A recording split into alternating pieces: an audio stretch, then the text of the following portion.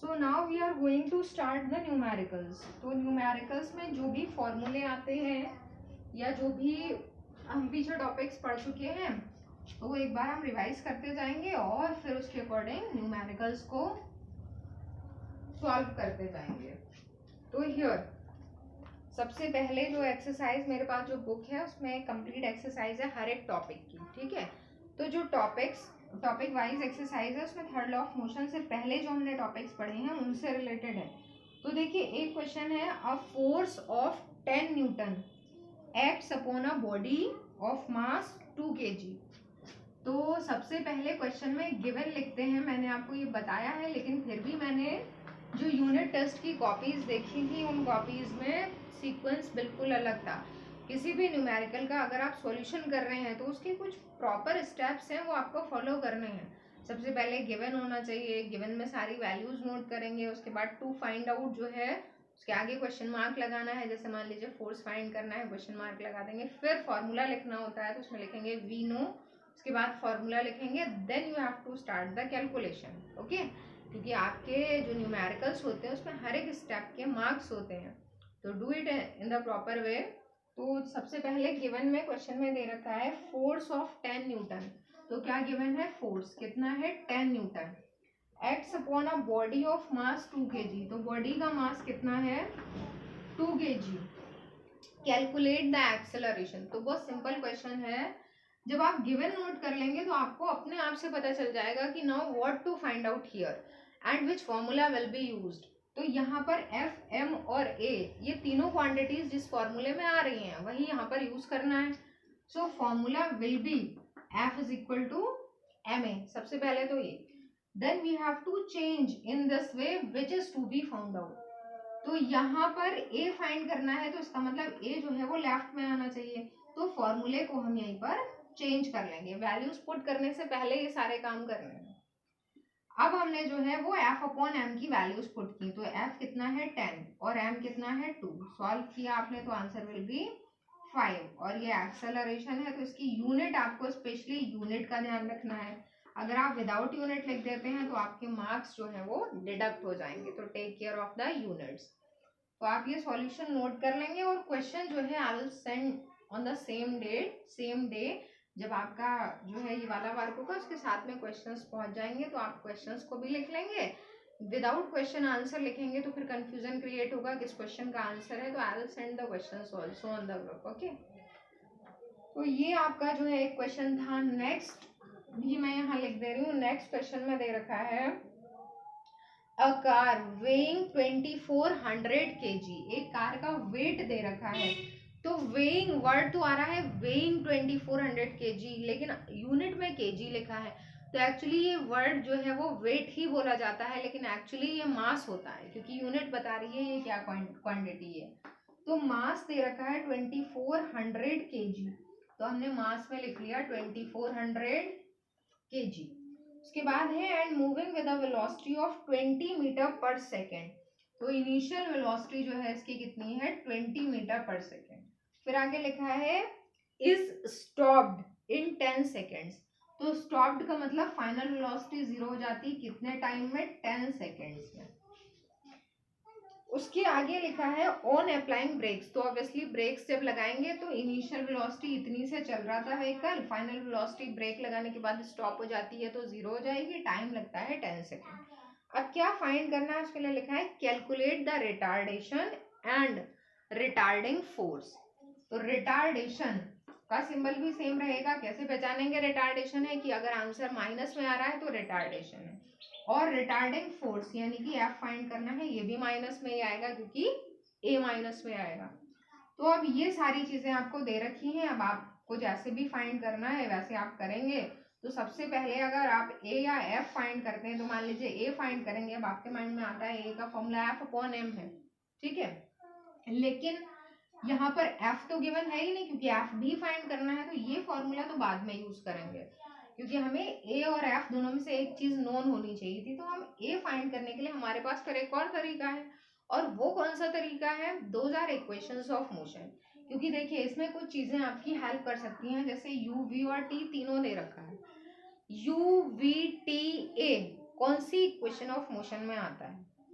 तो अगर आप सही से पढ़ रहे हैं, सही से रिकॉल करेंगे तो आंसर इज फर्स्ट। पहली इक्वेशन ऑफ मोशन में ये चारों क्वांटिटीज आती हैं। बिकॉज अब आंसर का जो तरीका है उसमें आप गिवन नोट करने के बाद ये नोट कर लिया, फिर लिखेंगे by first equation of motion. पहली इक्वेशन को नोट कर लेंगे, क्या होती है, पहले उसी फॉर्म को लिखते हैं, फिर जो फाइंड करना है उसको सिंप्लीफाई करते जाते हैं। तो v is equal to u plus a t, find करना है यहाँ पर a, तो हम बेटर होगा सिंप्लीफाई करते जाएं। A t is equal to v minus u, और a फाइंड करेंगे तो v minus u upon t. तो वैसे तो फर्स्ट इक्वेशन से ये सॉल्यूशन आया है और डायरेक्ट ये एक्सेलरेशन का फॉर्मूला भी है, तो दोनों तरीके से आप लिख सकते हैं। डायरेक्ट ये भी लिख सकते हैं कि we know a is equal to this, और अगर आप ऐसे लिख रहे हैं तो भी ठीक है। ठीक है, तो एक्सेलरेशन का फॉर्मूला ये होता है, तो उसको हम डायरेक्ट भी यूज कर सकते हैं। चलिए मैं इसको लिखा रहने देती हूँ, आप नोट कर लीजिएगा। अब यहाँ से हम एक्सेलरेशन फाइंड करेंगे वैल्यूज पुट करके। तो v कितना है, 0 है, माइनस u कितना दे रखा है 20, अपॉन टाइम कितना दे रखा है, टाइम है 10 सेकेंड्स। सॉल्व करेंगे आंसर माइनस में आ रहा है, तो 20 अपॉन 10 यानी कि 2 मीटर पर सेकेंड स्क्वायर। तो एक्सेलरेशन कितना है, -2 metre per second square. Then उसके बाद आपको क्या करना है, फोर्स फाइंड करना है। तो फोर्स का फॉर्मूला अब हम ये वाला यूज कर लेंगे, F is equal to m. Mass given है और एक्सेलरेशन माइनस में है, तो मैं पहले ही माइनस यूज कर ले रही हूँ, एक्सेलरेशन वाला पहले लिख दिया मैंने। मास कितना है 2400 और एक्सेलरेशन कितना है 2। आप सॉल्व करेंगे तो 24 2 जा 48 और 00 और साथ में माइनस साइन और न्यूटन। ये क्या आ रहा है आपका, फोर्स। तो ये दोनों आंसर हैं। एक्सेलरेशन जो है वो इतना आएगा और फोर्स जो है वो इतना आएगा। तो ये दो क्वेश्चंस नोट करिए, फिर और भी हैं।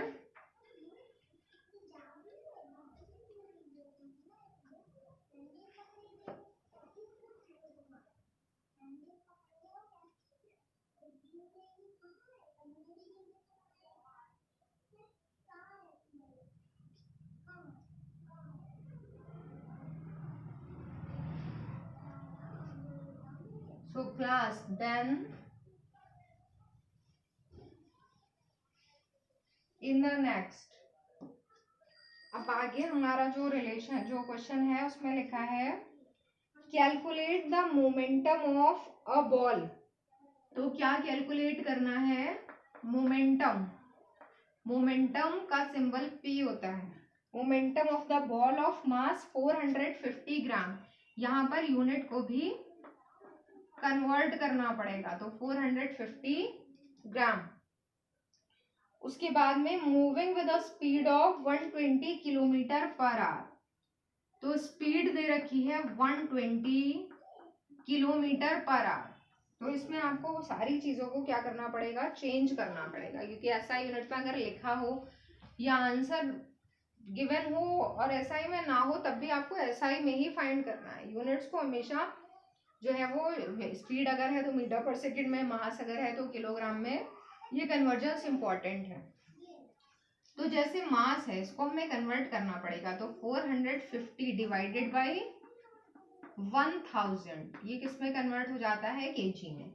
इसी तरह से स्पीड हम सॉल्व बाद में कर लेंगे, सिर्फ अगर आप चाहें तो ऐसे कर सकते हैं, क्योंकि कभी कभी जब पूरी वैल्यूज हम पुट करते हैं तो इजी कैंसिलेशन होता है। यहाँ पर अगर कर लेंगे तो बाद में हो सकता है प्रॉब्लम हो, कैलकुलेशन टफ हो जाए, इसलिए इसको जितना कम सिंप्लीफाई करें उतना बेटर रहेगा। तो ये है 120।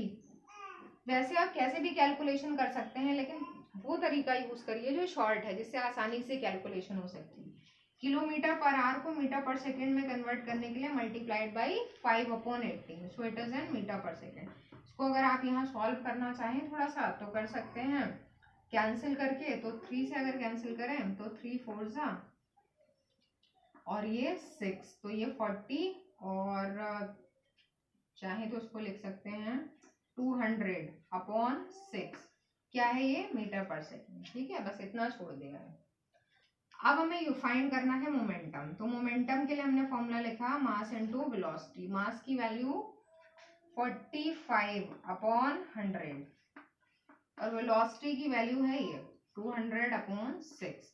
तो देखिए अब भी कैंसिल नहीं किया था ना, तो ये आसानी से 0 कैंसिल हो जाएंगे और यहीं पे अब चाहते हैं हम 5 से कैंसिल कर सकते थे, तो 5 से कैंसिल करने में फिर दोबारा से हमें जो है वो कैंसिल करना पड़ता है, या आसानी से 0 से 0 हम कैंसिल कर सकते हैं। ठीक है, तो अब बाकी की जो कैलकुलेशन है हमारी वो आसानी से हो जाएगी। जैसे 2 से ये कैंसिल कर दिया, 2 3 ज़ा 6 और 3 से जब कैंसिल करेंगे तो ये 3 से आ जाएगा आपका 15। तो ये कितना आ रहा है 15 और यूनिट क्या होगी किलोग्राम मीटर पर सेकेंड। ये क्या है आपका पी। तो ये जो है ये आपका क्वेश्चन नंबर 3 था। नंबर्स को ध्यान रखिएगा, ये क्वेश्चन नंबर 2 था। तो मैंने अभी तक आपके 3 क्वेश्चंस जो हैं वो करा दिए हैं। और भी कुछ क्वेश्चंस हैं क्योंकि नेक्स्ट वाला टॉपिक एक लास्ट टॉपिक है, उसको तो हम स्टार्ट कर ही लेंगे, नो प्रॉब्लम। और जो हमारे चैप्टर्स हैं आगे वो भी इतने ज़्यादा नहीं हैं, तो बेटर होगा कि आप न्यूमेरिकल्स की प्रैक्टिस करें क्योंकि एग्जाम में भी न्यूमेरिकल्स आते हैं और कैलकुलेशन पे अगर आपकी कमांड नहीं होगी तो it will be problematic for the next class also. So जो थोड़े जो डिफरेंट टाइप के हैं देखिए वो मैं करा दे रही हूँ। जैसे एक क्वेश्चन है यहाँ पर, अ क्रिकेट बॉल ऑफ मास 100 ग्राम। तो ये क्वेश्चन नंबर 4 है। क्रिकेट बॉल का मास 100 ग्राम दे रखा है, यहाँ नोट कर लेंगे गिवन मास इज 100 ग्राम। तो ग्राम से क्या करना होगा किलोग्राम में, यहीं पर हमने कन्वर्ट कर लिया है। तो 1 0 2 0 जो भी कैंसिल हो रहा है 1/10 kg और moving with the speed of 30 metre per second. तो इनिशियल स्पीड है ये 30 मीटर पर सेकेंड क्योंकि आगे क्वेश्चन में लिखा है इज ब्रॉड टू रेस्ट, तो इसका मतलब ये इनिशियल है। ब्रॉड टू रेस्ट में v क्या हो जाएगी 0 by a player in 0.03 second. इतने सेकेंड में उसको रेस्ट पे लाया गया। ठीक है, मास इतना था, इनिशियल वेलोसिटी ये, फाइनल ये, इतने टाइम में रेस्ट पे लाया गया। अब 2 पॉइंट्स आपको फाइंड करने। पहला पॉइंट है find the change in momentum. Change in momentum, तो चेंज इन मोमेंटम का फॉर्मूला चेंज के लिए डेल्टा लगा के लिखते हैं।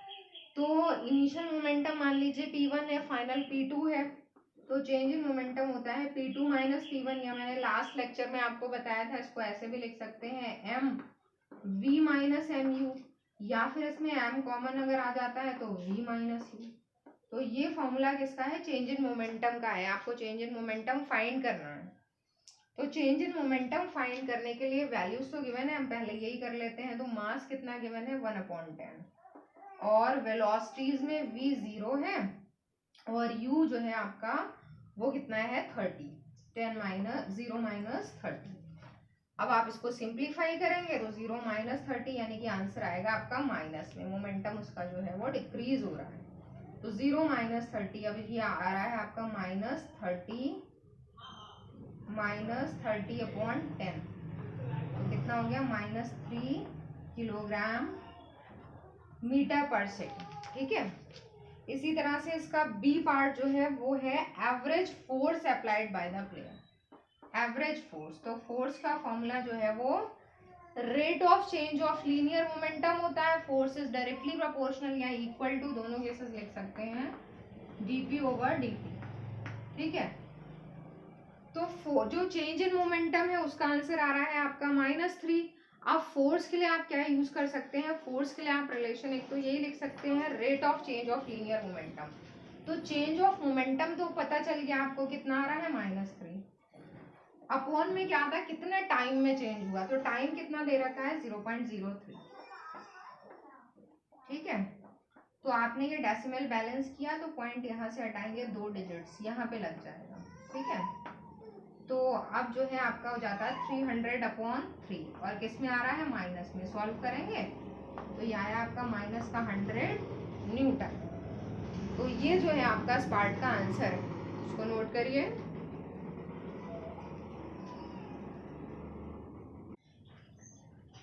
So now in the next, अभी नेक्स्ट है आपका क्वेश्चन नंबर 5। तो क्वेश्चन नंबर 5 जो है उसमें दे रखा है a body of mass 500 gram is resting on a frictionless table। तो यहाँ पर मास गिवन है, कितना मास है 500 ग्राम,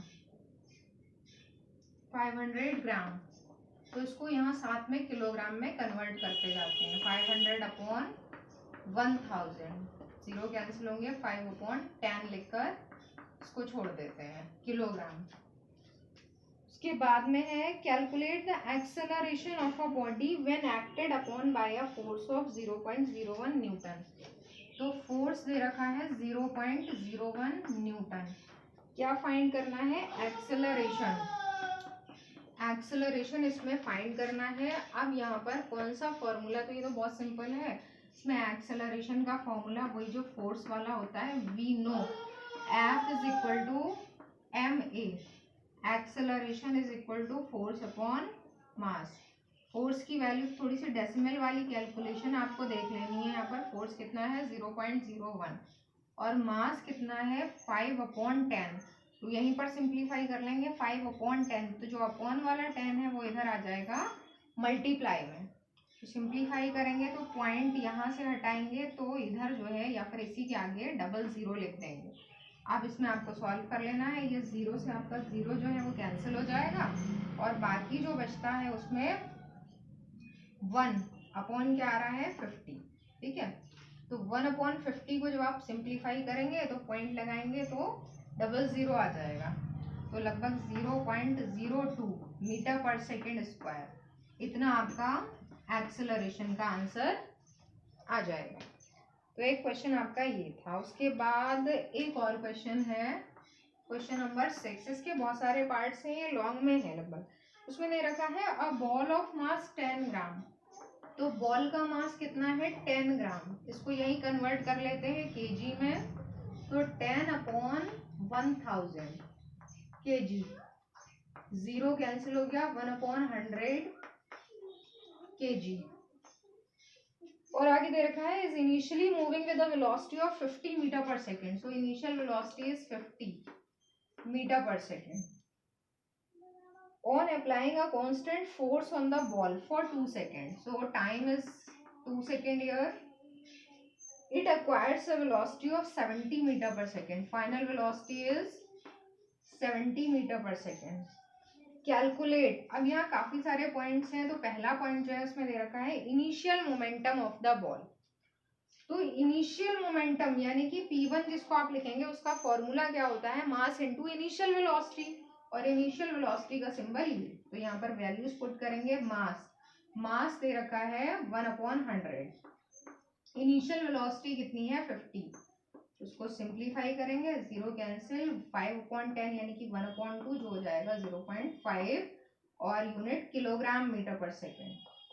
तो ये आपका फर्स्ट पार्ट था initial momentum of the ball.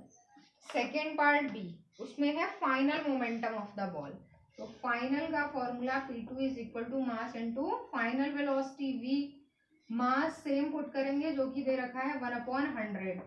Final velocity कितनी है यहाँ पर 70।